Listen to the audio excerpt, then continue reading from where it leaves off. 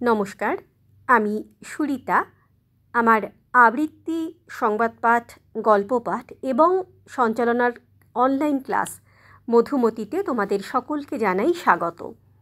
তোমরা সকলেই জানো যে আমি আমার এই চ্যানেলের প্রতিটি এপিসোডে তোমাদের কোনো না কোনো বিষয় শিখিয়ে থাকি। আজ আমি তোমাদের সঞ্চালনা শেখাবো। আমি বিভিন্ন বিষয়ের ওপর তোমাদের সঞ্চালনা শেখাচ্ছি। তোমাদের ভালোও লাগছে আমার ক্লাস। তোমরা অনেকে পার্সোনালি আমাকে ফোন করে সে কথা জানিয়েছ। আজ আমি তোমাদের যেই বিষয়টির ওপর সঞ্চালনা শেখাবো সেটি হলো একটি মেলা। তোমরা জানো যে বিভিন্ন মেলায় অনুষ্ঠান হয়, তাই না? তাই আজ আমি তোমাদের মেলার অনুষ্ঠানে কিভাবে সঞ্চালনা করবে তোমরা সেটা শেখাবো। এটি একটি নির্দিষ্ট মেলা।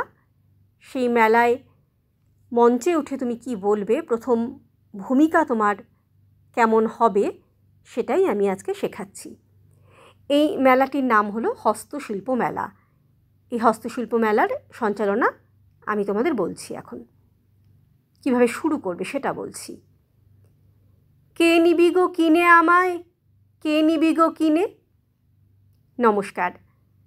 পশ্চিমবঙ্গ সরকারের অতি ক্ষুদ্র ও মাঝারি এবং বস্ত্র মন্ত্রক আয়োজিত রাজ্য হস্তশিল্প মেলায় আপনাদের সকলকে জানাই স্বাগত। আমার বলা রবি ঠাকুরের কবিতার লাইন শুনে আপনারা নিশ্চয়ই বুঝতে পারলেন যে আমি কেন এই লাইন দুটি ব্যবহার করলাম। কারণ মেলা মানেই তো সেখানে ক্রেতার সঙ্গে বিক্রেতার মিলন ঘটে, আর এই মেলাতেও তো তা অন্যথা হবার নয়, তাই না?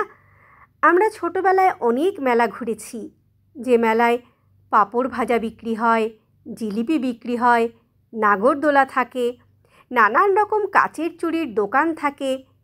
সেই মেলা কিন্তু অন্যরকম মেলা। সেই মেলায় আমরা ঘুরতে যাই, কেনাকাটা করি, সবই করি, কিন্তু সেই মেলার চরিত্র আর এই মেলার চরিত্র সম্পূর্ণ আলাদা। আর একটা দৃশ্য মেলা বলতে আমাদের চোখের সামনে ভেসে ওঠে। সিনেমায় দেখতাম যে ছোটোবেলায় ভাই বোন হারিয়ে গেছে, আবার সেই ভাই বোন বড় হয়ে একে অপরকে খুঁজে পেত মেলায় এসে, বা প্রেমিক প্রেমিকা বিচ্ছেদের 20 বছর পর আবার তাদের মিলন হতো মেলায় এসে। তার মানে মেলার মূল কথা হলো মিলন।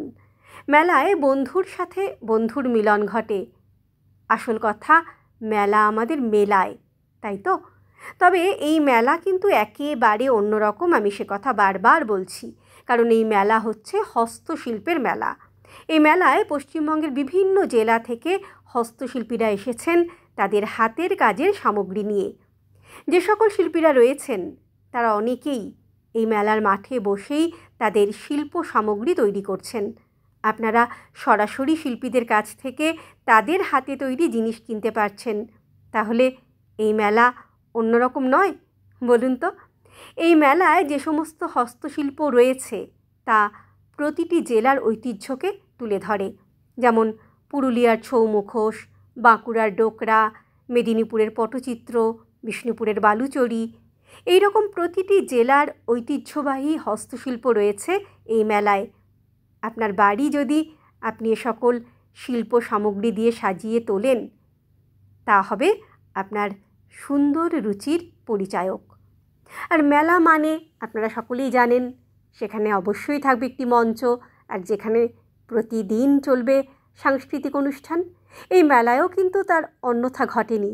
এখানেও কিন্তু রয়েছে এই সুন্দর মঞ্চ, যে মঞ্চে আজ, শুধু আজ নয়, যে কদিন মেলা চলবে, প্রতিদিন বিভিন্ন গুণী শিল্পীর সমাগম ঘটবে এবং তারা তাদের পারফরমেন্স দিয়ে আপনাদের মন ভরিয়ে তুলবেন। তাহলে চলুন আজকের অনুষ্ঠান আমরা শুরু করি। আর অনুষ্ঠান কি দিয়ে শুরু করব? অবশ্যই গান দিয়ে। আর কার গান? অবশ্যই রবি ঠাকুরের গান। তাহলে চলুন প্রথম শিল্পীর কণ্ঠে আমরা রবীন্দ্রনাথের গান শুনে নিই।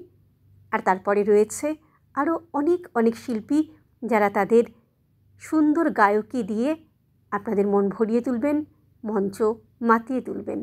তাহলে শুনতে থাকুন আজকের এই সন্ধ্যার সাংস্কৃতিক অনুষ্ঠান। তাহলে এইভাবে তোমরা অনুষ্ঠান শুরু করতে পারো। তারপর একে একে যে সমস্ত শিল্পীরা আসবেন তাদের সম্পর্কে কিছু কথা বললে, তাদের গান সম্পর্কে কিছু কথা বললে, দর্শকদের বলবে বারে বারে হাততালি দিয়ে শিল্পীদের উৎসাহিত করতে। এইভাবে পুরো অনুষ্ঠানটা চালিয়ে নিয়ে যেতে হবে। তাহলে বোঝা গেল যে একটা মেলার অনুষ্ঠান, আমি শুধু একটা নির্দিষ্ট মেলার কথা বললাম এখানে, হস্তশিল্প মেলা। সেই মেলার অনুষ্ঠান করতে গেলে তোমরা কিভাবে সঞ্চালনা করবে, তাহলে তোমরা জেনে গেলে আমার এই কথা থেকে পুরোপুরি। এইভাবেই আরও বিভিন্ন মেলা কিভাবে করতে হয় সেটা ধীরে ধীরে তোমাদের আমি আরও অন্যান্য এপিসোডে জানাবো। তাহলে আর দেরি না করে আমার চ্যানেলটা সাবস্ক্রাইব করে ফেলো, আর প্রচুর প্রচুর শেয়ার করে ফেলো, যাতে তোমার আরও বন্ধুরা এই এপিসোড দেখে অনেক কিছু শিখতে পারে। তাহলে আজকের মতো চলি, টাটা। আবার দেখা হবে অন্য কোনো এপিসোডে, অন্য কোনো বিষয় নিয়ে।